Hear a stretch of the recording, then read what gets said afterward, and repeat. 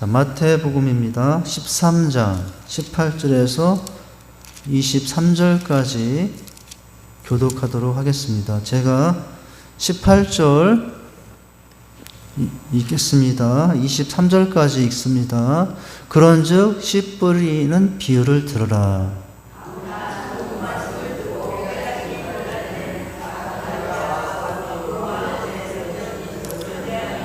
이는 그 길가에 뿌려진 자요. 돌밭에 뿌려졌다는 것은 말씀을 듣고 즉시 기쁨으로 받되 혼란이나 박해나 일어날 때에는 곧 넘어지는 자요. 가시떨기에 뿌려졌다는 것은 말씀을 들으나 세상의 염려와 재물의 유혹에 말씀이 막혀 결실하지 못하는 자요. 좋은 땅에 뿌려졌다는 것은 말씀을 듣고 깨닫는 자니 결실하여 어떤 것은 100배, 어떤 것은 60배, 어떤 것은 30배가 되느니라 하시더라. 아멘. 우리 이 비유를 너무 잘 알죠. 씨 뿌리는 비유로 많이 성도님 알고 있잖아요. 이제 이 비유는 사복음서에 골고루 나와 있어요.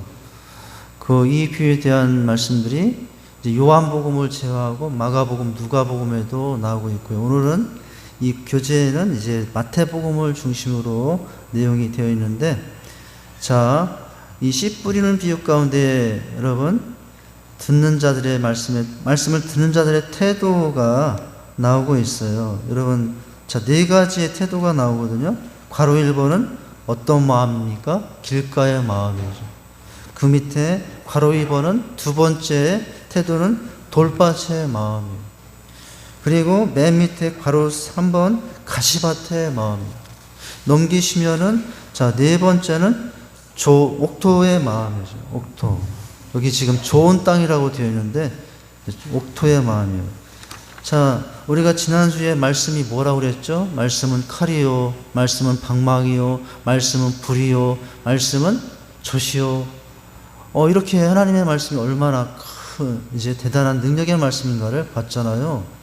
그런데 그 대단한 능력의 말씀도 오늘 그 말씀의 역사는 하나님 말씀 자체는 이렇게 능력이 있지만 그 말씀이 역사하느냐 역사하지 않느냐 하는 것은 무엇에 또한 달린 거예요. 말씀을 받는 사람들의 마음의 밭의 상태에 달려있다는 거예요. 예, 검 같은 말씀이고 불 같은 말씀이고 방망이 같은 말씀이고 참 꿀 같은 말씀이고 그런 말씀일지라도 받는 자가 어떻게 받느냐에 따라서 그 말씀이 여러분 이제 전혀 역사하지 못하는 말씀이 될 수 있다는 거죠. 자, 그러니까 한번 첫 문장부터 보시죠. 자, 예배 시 말씀의 은혜를 받으려면 우선 설교자의 준비와 노력이 필요하죠. 예. 전하는 설교자가 얼마큼 준비하느냐, 또 노력해서 준비하느냐가 당연히 중요하죠. 예. 그러나 또 뭐예요? 준비하는 자가 나름대로 이렇게 잘 준비했다 할지라도 그러나 뭡니까? 듣는 이들의 그릇 준비도 중요하다고 하죠. 하늘에서 은혜가 폭포수같이 내리는데도 여러분 그 그릇이 하늘을 향하여 활짝 열려있지 않고 여러분 땅을 향하여 마음을 온전히 닫고 있어 보세요. 하늘에서 은혜가 폭포수같이 내린다고 한들 그 그릇에 은혜의 단비가 담기겠습니까? 그렇지 않잖아요. 예. 듣는 이들의 그릇 준비. 어떤 거냐면 마음의 그릇이거든요. 이제, 자, 예수님께서도 이 씨 뿌린 자의 비유를 통해, 같은 씨앗, 여기선 씨는 말씀이에요.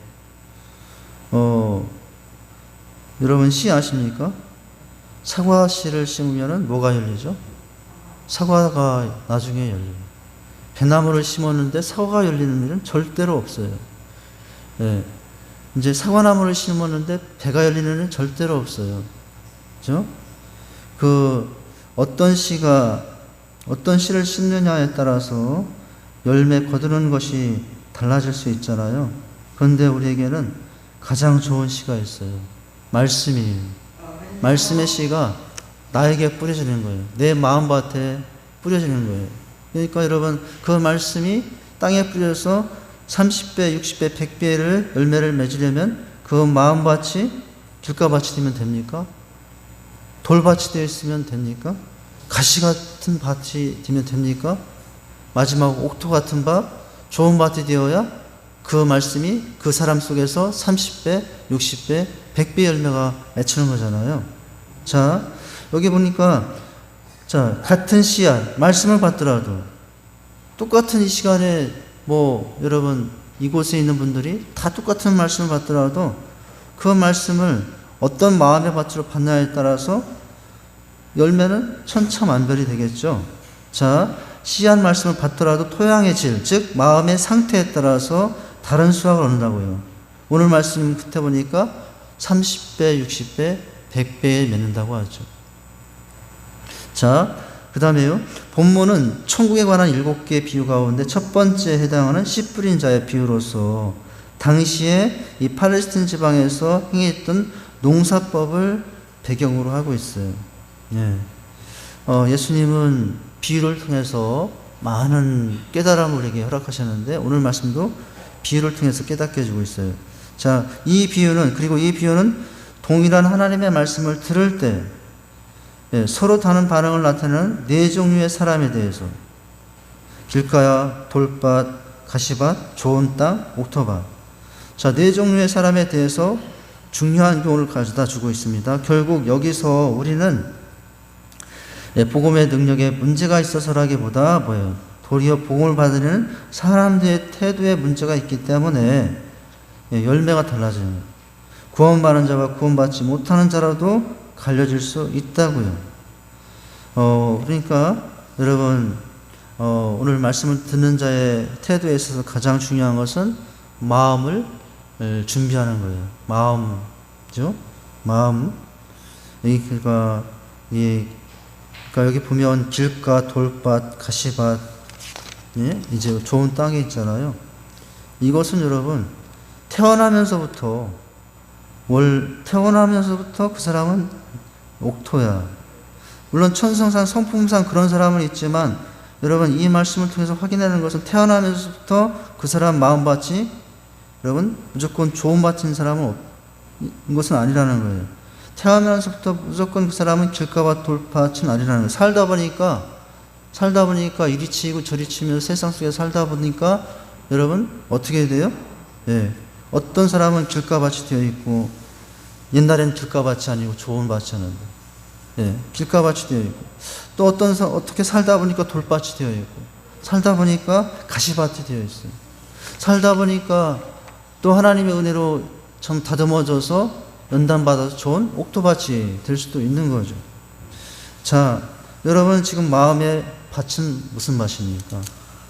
길가밭, 돌밭, 가시밭, 옥토밭. 1번 한번 손 들어보죠. 아무도 안 들어. 2번 진집산 1번이에요? 지금 이렇게 손 들었던 것 같은데. 길가밭. 2번 돌밭 한번 손 들어보세요. 아무도 안 드시네요. 가시밭 한번 손 들어보세요. 아무도 안 드시네요. 좋은 땅 아무도 안. 우리 권사님 대단하시네요. 예. 자, 그런데요, 내 마음이 꼭 이 중에 한 가지만 있다고 여러분 생각하는 것은 좀 그것도 착각일 수 있는데요.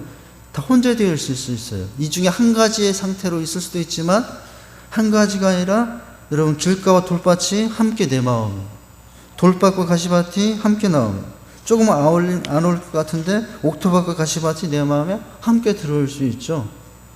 하나님 앞에 기도하면서 내 마음의 밭을 내가 이제 보면서 하나님께 맡기면서 길가밭이다, 이제 돌밭이다, 가시밭이다, 이제 옥토밭이다, 이렇게 이제 나름대로 이제 분별력이 필요하겠죠. 내 마음의 상태가 무슨 밭이야? 그 밭에 따라서 대책을 세울 수 있으니까요. 지금 저는 이런 단어가 생각되더라고요. 마음 관리. 여러분 사람이 살 때 재물 관리도 하고 살아야 되고 또 육체 관리도 해야 돼.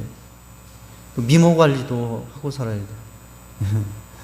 남자들 같은 경우는 헬스 다니면서 막 울긋불긋 근육도 만들고, 여성분들 같은 경우는 미장원에 가서 미용에 가서 파마도 하고, 예.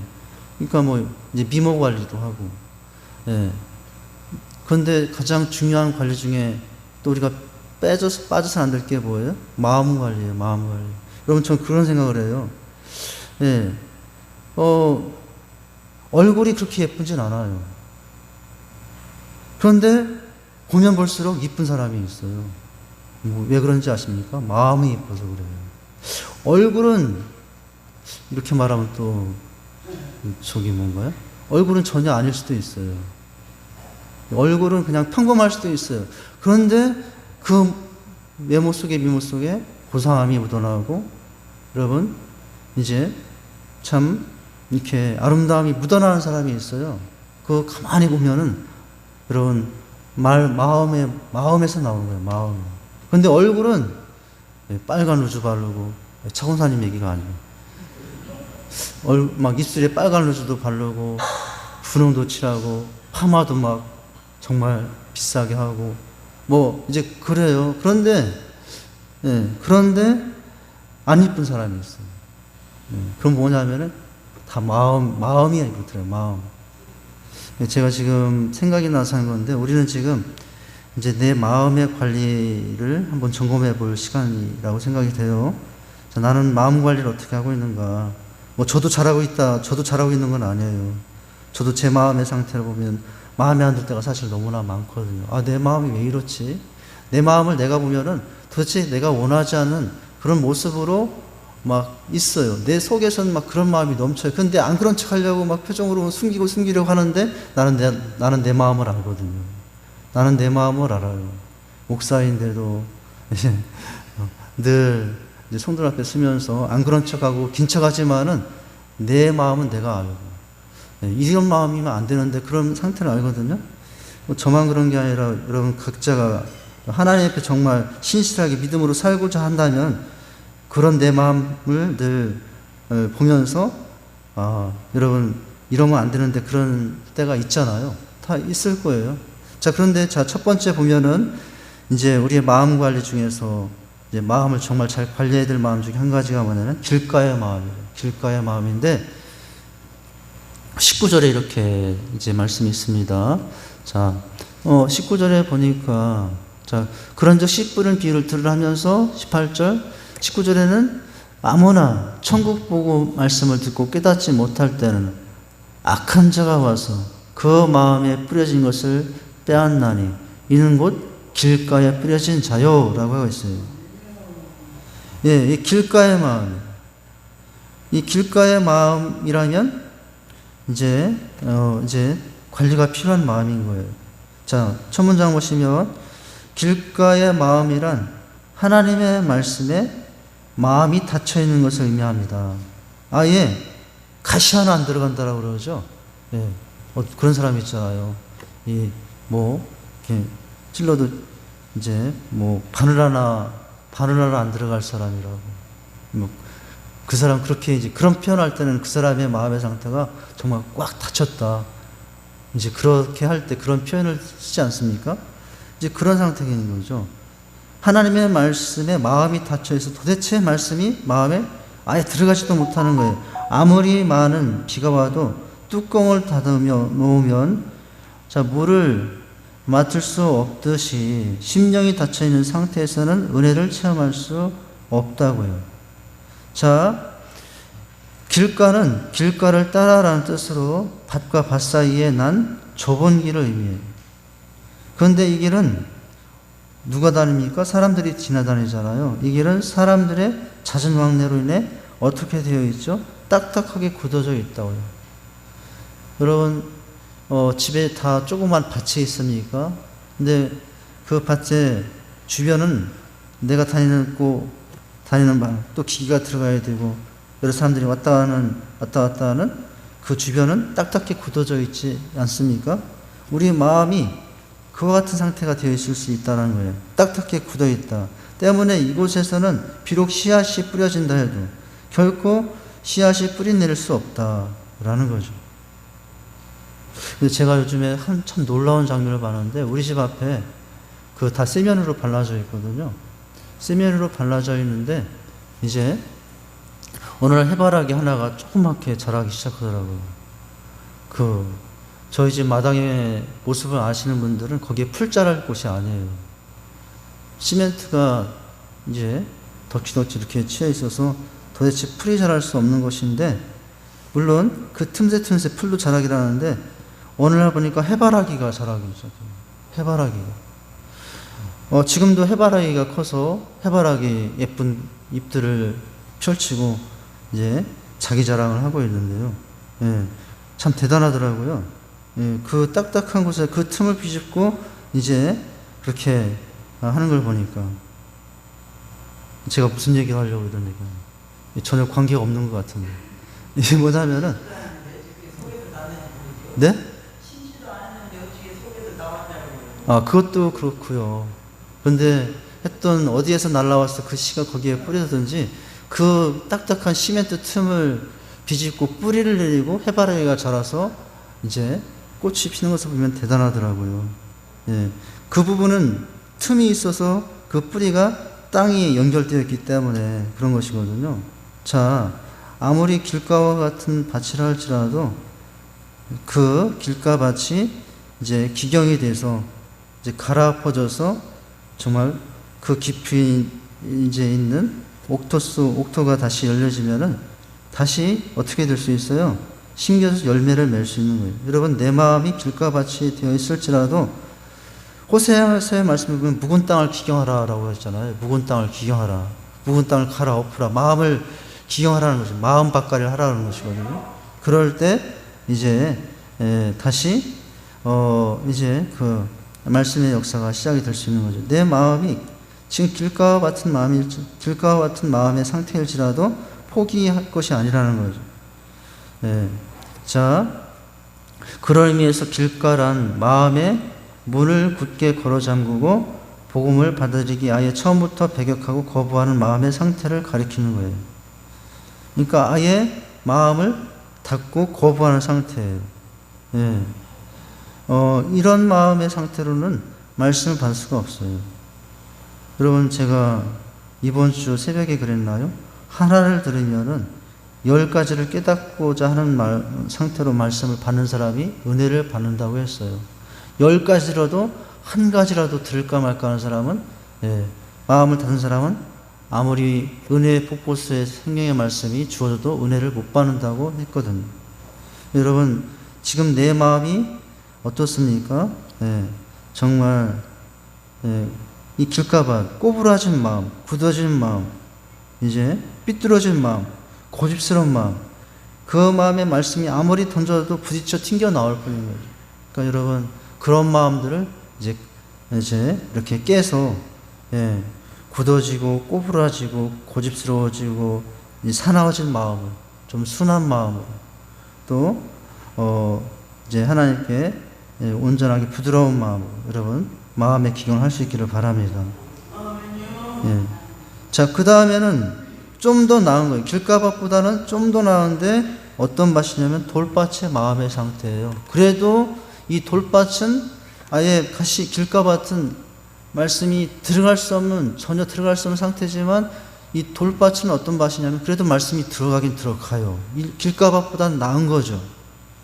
자, 20절과 21절 이렇게 말씀이 되어 있습니다. 돌밭에 뿌려졌다는 것은 말씀을 듣고 어떻게 해요? 즉시 기쁨으로 받되 길가보다는 낫잖아요. 받잖아요. 그것도 즉시 받잖아요. 생각해보고 기도하고 받을게요. 이게 아니잖아요. 즉시 받아요. 얼마나 좋은 태도예요. 근데 문제가 있어요. 자, 즉시 기쁨으로 받되 그 속에 무엇이 없어서 뿌리가 없어서 잠시 견디다가 말씀으로 말미암아 환난이나 박해가 일어날 때는 곧 넘어지는 자요라고 하고 있죠. 자, 첫 번째 문장부터 보면 이렇습니다. 돌밭의 마음이란 한결같이 못한 감정 상태를 의미해요. 자, 이러한 사람들은 평소에는 괜찮다가도 이제 환난이나 핍박의 바람이 먹구름이 몰아치면은 더 이상 견디지 못하고 신앙을 포기한다는 거죠.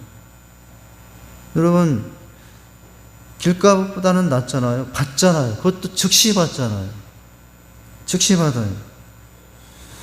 기쁨으로 받아요. 그것도. 그런데 참 오늘 그 말씀 그렇게 받아도 생활로 들어가서 부딪히니 이리저리 부딪히고 환난과 핍박을 당하다 보면 이제 그때 어떻게 됩니까? 그때 말씀이 역사하지 않은 거죠. 자, 이렇게 말씀하고 있습니다. 팔레스틴은 대부분 암석으로 된 고지로 형성되어 있기 때문에 밭을 읽을 경우 흙 밑에 바위가 표면 가까이 나와 흙의 두께가 얇은 지점이 생길 수 있다. 그런데 이러한 곳에 씨앗이 뿌려지면 바위의 온기로 인해 싹은 빨리 나지만 뿌리가 성장할 수 없기 때문에 더 이상 성장하지 못하고 해가 지면 곧 시들고 만다는 거예요. 우리의 마음의 상태가 혹시 그런 건 아닙니까? 말씀을 즉시 받았어요. 즉시 받았는데 또 기쁨으로도 받았어요. 그런데 그 말씀이 내 심령 속에, 영혼 속에, 마음 속에 깊이 마음판에 새겨져서 이제 그렇게 싹이 나고 잎이 나고 열매가 맺혀야 되는데 돌밭이다 보니까 마음이 한 이돌 저돌로 가득 차 있다 보니까 마음이 말씀이 뿌리 깊이 생길 여력이 없어서 깊이 내리지 못하니까 열매를 맺지 못하게 되는 거죠. 어떤 일이 날 때, 환난이나 핍박이 올 때. 자, 따라서 돌밭으로 비유된 사람들은 복음을 단순하고 피상적으로 이해하는 자들을 가리킵니다. 특별히 이 흙이 얕은 돌밭은 겉은 복음을 받아들이기 부드러우나, 여러분 돌밭 아시잖아요? 속은 아직 깨어지지 않은 완악한 마음의 상태를 가리킵니다. 이러한 심성을 가진 자들은 복음을 받을 경우 일시적으로 기뻐하며 주 위에 헌신할 것처럼 하다가도 조그만 시련과 역경이 닥치면 말씀에 뿌리를 내지 못하기 때문에 곧 신앙을 버리고 만다는 거죠. 자, 이것이 이제 돌밭의 마음의 상태입니다. 여러분, 두 종류의 사람이 있어요. 환난과 핍박이 오면 정말 하나님께 엎드려서 새로워지고 또 연단되어서 정같이 나오는 사람이 있는가 하면 반대의 사람이 있어요. 환난과 핍박이 오면 하나님 이럴 수 있는 거 하나님 탓하고 원망해서 여러분 신앙에도 퇴보하거나 정체되는 사람이 있을 수 있어요. 누가 여러분 가능성 있는 사람입니까? 누가 성장할 수 있는 사람이죠? 시련과 연단이 올 때 그때 하나님 앞에 엎드려서 여러분 다시 한번 점검하고 깰 건 깨고 이돌저돌 빼낼 건 빼내고 그래서 옥토밭이 만드는 사람은 그렇게 빼낸 그 옥토밭의 자리가 씨가 뿌려지면 30배, 60배, 100배 열매가 맺을 수 있는 거예요. 지금 돌밭일지라도 여러분 얼마든지 내 삶에도 내 마음의 밭을 기경하여 여러분 어떻게 될 수 있다고요? 좋은 밭이 되어서 30배, 60배, 100배의 그런 열매에 맺을 수 있는 밭이 될 수 있음을 여러분 소망하시기 바랍니다. 그러니까 내 천성은 이렇고 내 마음은 원래 이래 이렇게 하면서 여러분 난 평생 이 마음으로 사는 게 나는 타고나서 어쩔 수 없어. 그렇게 할 필요가 없어요. 그러니까 여러분 내 마음은 얼마든지 말씀 앞에서 기도하면서 예배하면서 하나님의 은혜를 통해서 얼마든지 변경이 될 수 있어요. 변화될 수 있어요. 그렇게 하나님의 은혜로 여러분 이런 변화를 통해서 좋은 땅이 되시길 바랍니다. 가시밭에 있어요. 가시밭. 자, 22절입니다. 이런 내용이네요. 가시떨기에 뿌려졌다는 것은 말씀을 들으나 세상의 염려, 재물의 유혹에 말씀이 막혀 결실하지 못하는 자요 라고 하고 있어요. 여기에는 그런 단어가 표현 나와 있지 않아요. 누가복음 같은 경우에는 가시의 기운에 막혔다라고 했어요. 가시의 기운에 막혔다고요. 여러분 기운 아십니까? 기운 내야지. 근데 여러분 기운에는 좋은 기운도 있고 나쁜 기운도 있어요. 좋은 기운과 나쁜 기운이 있는데 여기에는 이 사람이 가시밭에 마음이 든 것은 어떤 기운에 말씀이 이제 빼앗겼기 때문에 가시의 기운. 여러분 가시 아십니까? 그 가시의 기운이 약한 것 같으나 가시가 한번 그 나무를 이렇게 타고 올라가기 시작하면 아무리 큰 나무도요, 시들어요. 우리 사택 앞에 철쭉들이 있거든요. 요 교회 마당 앞에 철쭉이 있고요.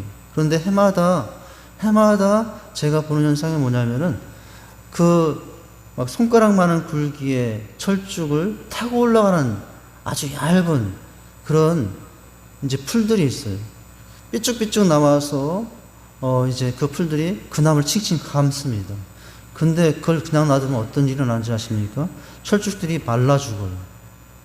그렇게 이제 말라서 올라가는 그걸 뭐라고 그러죠? 무슨 풀이라고 그럽니까? 어떤 철쭉을 감고 칭칭 말아 올라가는 그걸 그냥 놔두면은 그 나무가 나중에 싹 메말라 죽는다고요. 근데 그래서 제가 이제 같이 가는 항상 그걸 보면은 그 위에만 따르내려지 않고 항상 무슨 작업을 하면 들어가서 그 밑에 뿌리채 뽑는 작업을 하거든요. 그런데 뿌리채 잘 뽑혀 나오면 그게 다시 나지 않지만 중간에 잘리면 언젠가 다시 나와서 주변 나무들 칭칭 감더라고요. 그러면 주변 나무들이 시들기 시작하더라고요. 지금 제가 비유를 든 게 뭐냐면은 가시의 기운이 그렇다는 거예요. 가시의 기운. 그 조그만 여기 지금 가시밭의 마음이란 어떤 거죠? 자기중심적 신앙 상태를 말합니다. 말씀을 마음에 두기는 하지만 세상에 대한 애착이 그 마음밭을 망가뜨려 있어요. 세상에 대한 애착이 그 마음을 휘 감고 있어요. 그게 가시의 기운이에요. 그렇다 보니까 열매를 맺지 못하게 된다는 거예요. 여러분, 내 안에 이런 이제 가시의 기운이 내 마음밭을 혹시 휘감고 여기저기 내 마음속에서 그 가시가 움직이면서 내 마음의 곳곳들을 여러분 묶고 있습니까? 그러면 끊어내야 돼요. 그걸 끊어내야지 그 마음밭이 여러분 좋은 밭이 될 수 있어요. 가시의 기운이 말씀의 기운을 눌렀다라고 하거든요. 여러분, 말씀의 기운과 가시의 기운, 우리 안에 어떤 기운을 더 크게 하는 것은 그건 내가 할 일이에요. 내 안에 가시의 기운이 크게 작동하도록 할 것인가, 아니면 말씀의 기운이 내 안에 더 크게 역사하도록 할 것인가, 그것은 내가 할 일이에요. 내 마음에 이제 할 일이라는 거죠. 자, 가시떨기는 팔레스틴에서 사계절 볼 수 있는 잡초의 하나. 자, 주로 개간된 밭에서 자란다. 그런데 이제 농부가 씨를 뿌릴 때면 그 일부가 이러한 가시떨기가 자라는 곳으로 떨어져 가시떨기와 함께 자라죠. 그러나 이런 곳에서 자란 식물은 밭에 뿌려진 식물과 마찬가지로 어느 정도 엇비슷하게 자라요. 그런데 엇비슷하게 자라긴 하지만 나중에는 때가 되면 결국에는 가시떨기의 그늘, 가시의 기운, 그늘과 부족한 양분으로 인해 열매를 맺지 못하게 된다. 이러한 의미에서 씨가 가시떨기에 떨어졌다는 것은 복음을 받고 오랜 세월 걸쳐서 신앙생활을 했으나 의와 사랑의 열매를 맺지 못하는 자들을 의미합니다. 그러니까 여러분, 지금 이제 제일 안 좋은 밭이 길가밭이고 그보다 나은 것이 돛밭이고 그래도 그보다 더 나은 것은 가시밭인데 이제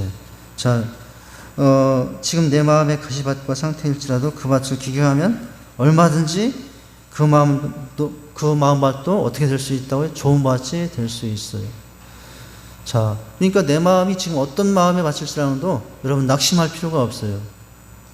그러니까 여러분, 그것은 내가 하나님 앞에 얼마나 이제 철저하게 돌이키면서 내 마음을 기경하느냐에 따라서 얼마나 될 수 있는 거예요. 자, 네 번째는 옥토의 마음입니다. 23절에 보니까 이렇게 되어 있어요.